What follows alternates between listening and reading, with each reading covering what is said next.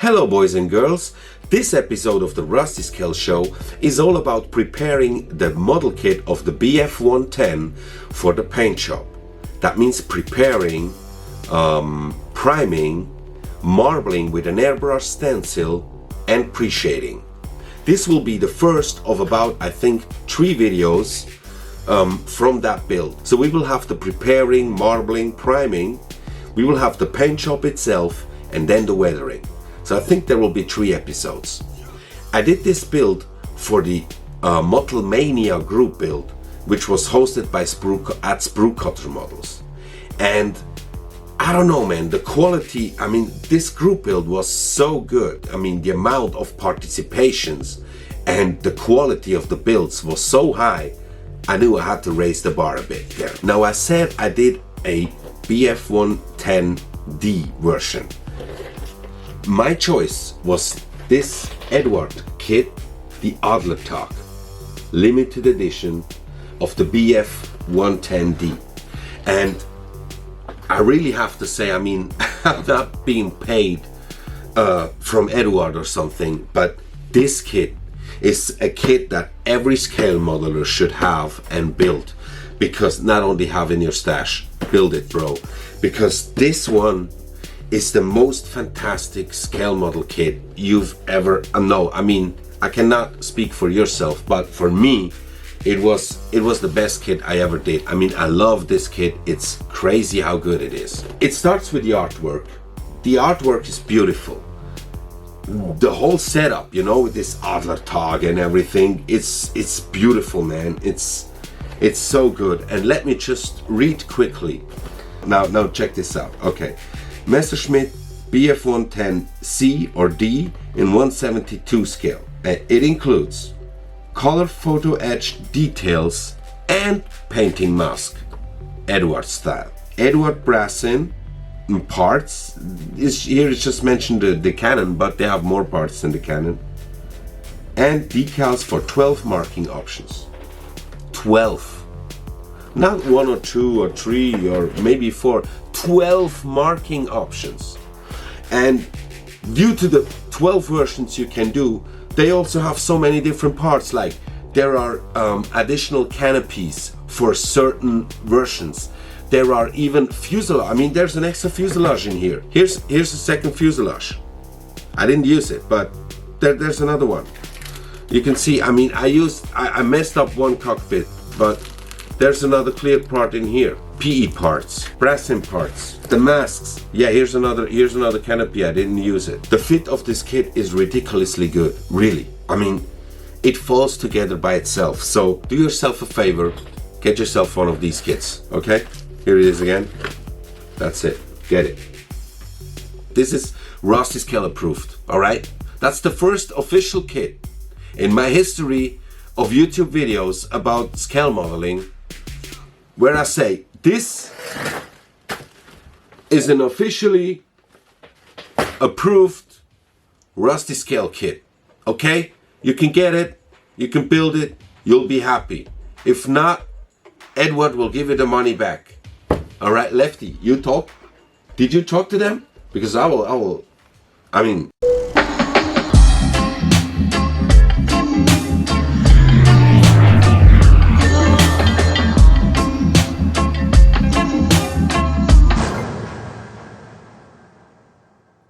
Okay, this is my very first resin or resin part that I was working on. I was using a very, very professional hobby resin saw. I guess that saw was not that professional.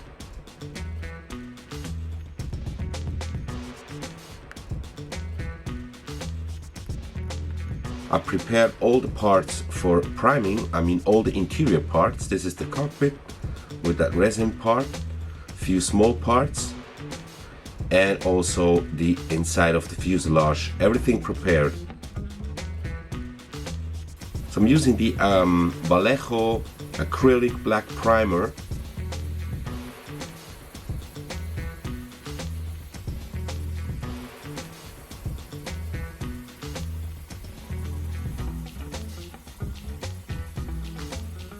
You can't see it, but this is RLM 66 Schwarzgrau, the black gray. So everything in the interior is with the black gray, and here I'm using a brighter color, the cold gray. Mix it with the black gray, a few drops to get a lighter shade. I was comparing it, and now I'm doing a bit of a shadowing or highlighting with that brighter tone.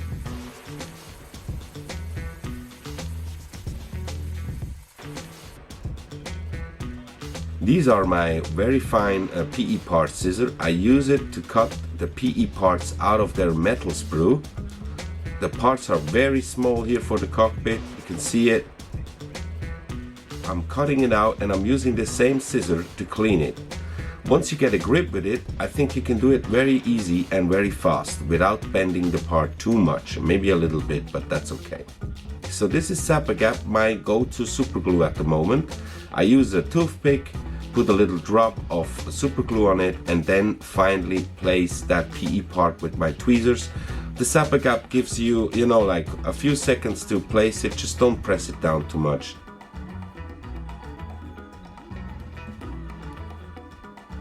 There are more parts, so here's another one. I use quite a lot of PE parts because they come with the kit. So I love using those, and it's like an addiction. Once I start, I can't stop using the PE parts.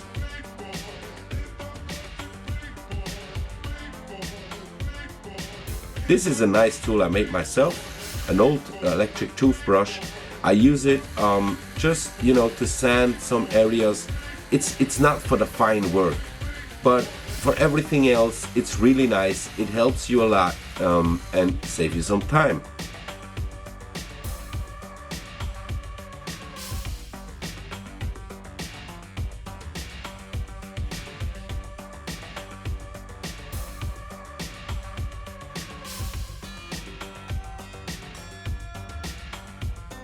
This is the additional fuel tank, the Dackelbauch, the Dachshund belly. That's an additional fuel tank. They were trying to make it reach longer distance so it could protect the bombers. Yeah, these are the small parts. I'm starting now with the surface primer of Vallejo, the gray one this time, not the black one.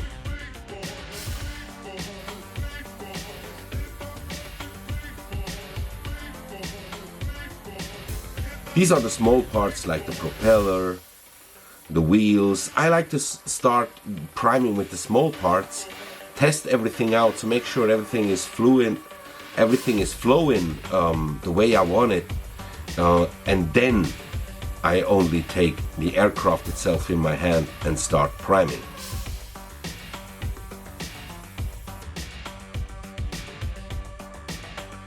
This is sea blue mixed with acrylic thinner and some transpirator of Ammo-Mig.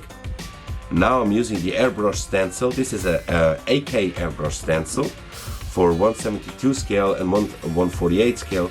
It's not supposed to be used this way, but I thought I want to try it out if that could be a good way to do some kind of marbling before the pre-shading to get a nice color tone variation once you put on the real colors.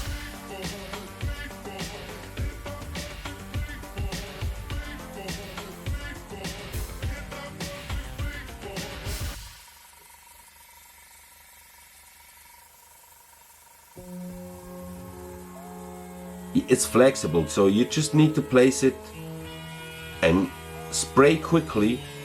It actually doesn't matter if it's not too perfect. It shouldn't be too perfect. You see, you can bend it really well and go around all these round parts, and this is the finished result after the first layer. Now I'm going to do a second layer with intermediate blue.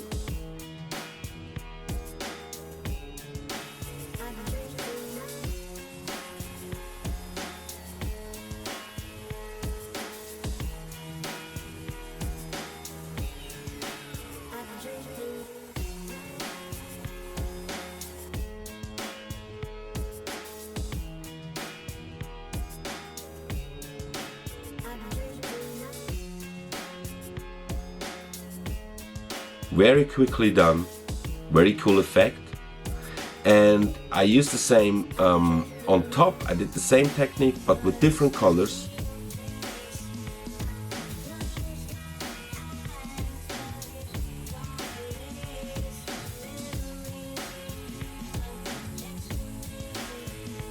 The top side will be having darker colors, so I used bright colors for the marbling.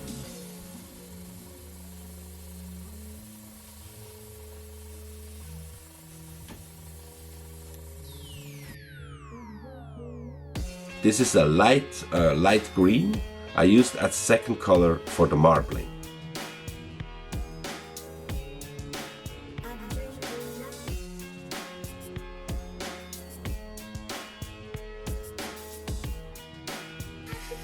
Here I'm doing a pre-shading on top of the marbling to have these shadow effects and pre-shade effects.